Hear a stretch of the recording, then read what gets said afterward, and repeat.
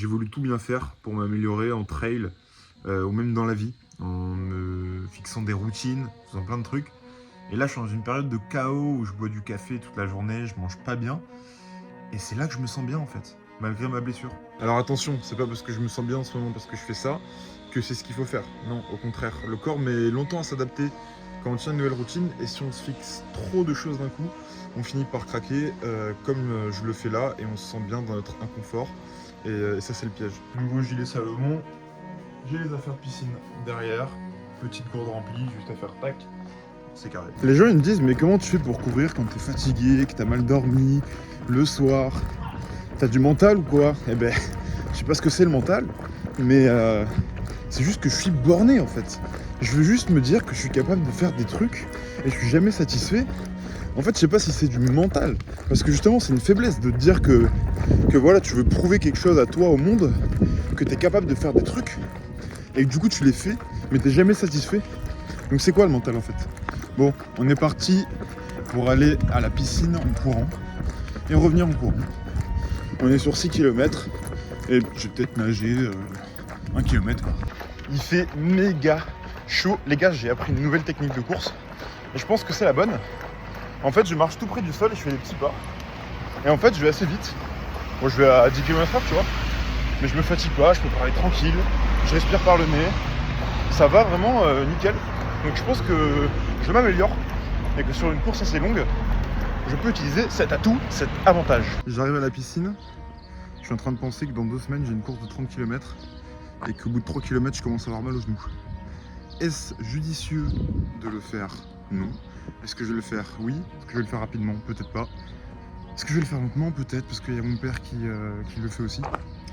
Donc ça va faire office d'entraînement et non de performance. Et puis on verra pour la suite. Je pense que j'en referai un 30 où là j'irai à fond. Mais je ne sais pas quand, je suis un peu perdu. La vidéo n'a pas vraiment de sens, mais peut-être que c'est divertissant.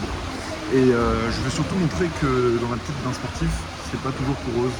On se pose plein de questions sur notre pratique, que souvent on fait ça pour cacher un mal-être, qu'on fait ça pour essayer de mieux manger. Et au final, ça met longtemps à se mettre en place tout ça. C'est un long chemin. Regardez-moi ces gens, ils nagent tellement bien, c'est tellement pas moi. En vrai là, je suis fatigué et je vois tout en noir. Genre je suis pas bien. Pourtant je viens de courir, là je vais nager, je vais recourir. Je vais pas être forcément très bien, mais je le fais. C'est comme ça. Peut-être que je serais encore plus mal si je le faisais pas. Bon, j'ai fait que 750 mètres, mais je suis content parce que j'avais rien mangé de la journée. Et quand je nage, je commence à avoir la dalle, ça vient par là et ça me fait tourner la tête. En tout cas, pour un peu de positif, les gars, je vous conseille de vous mettre au sport d'endurance. Si jamais même vous pratiquez un sport à côté comme de la musculation ou quoi, c'est vraiment quelque chose qui peut vous permettre de réfléchir, petite introspection sur vous-même pendant l'effort. En fait, on n'a rien d'autre à faire que réfléchir ou écouter des podcasts, mais c'est aussi instructif, même de la musique. Ça permet d'un peu stimuler l'imagination, les émotions, tout ça. Donc voilà, essayez de voir. Pour la nage, on ne peut pas trop faire de choses et c'est dur. Mais le vélo, la course, la marche, la randonnée, la marche nordique, ça peut être des bonnes solutions pour se vider la tête. C'est parti, on rentre à la maison. Je vais faire un petit détour avant la fin de la vidéo. Je vais vous montrer. C'est une petite bêtise que je vais faire et que je fais assez souvent malheureusement.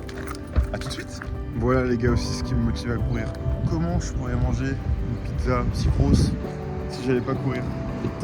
Et voilà, ça c'est mon grand problème. Je mange n'importe quoi tous les jours. Bon après, c'est fait maison entre guillemets, hein, c'est la boulangerie. Mais c'est pas top non plus. Tant que je mange pas de McDo et tout, ça va en vrai. Et je crois que ma montre, elle m'annonce 3500 à 4000 calories tous les jours. Donc en vrai, je fais pas de surplus calorique, donc je grossis pas. Ouais, ça a coupé, je suis désolé. Là, c'est mon déménagement parce que je change d'appartement. En fait, je vais juste, on voit pas, dans la cabane qui se situe derrière. Je vous montrerai en temps et en heure. Je fais pas de surplus calorique, mais du coup, pour les articulations, le corps et tout, le gras et le sucre, on sait c'est pas bon. Trêve de bavardage. Voilà, dites-moi si vous aimez quand je parle comme ça. Ça n'a pas de sens. Mais moi, j'aime bien. Donc, je vous dis à la prochaine pour une nouvelle vidéo. Et ciao!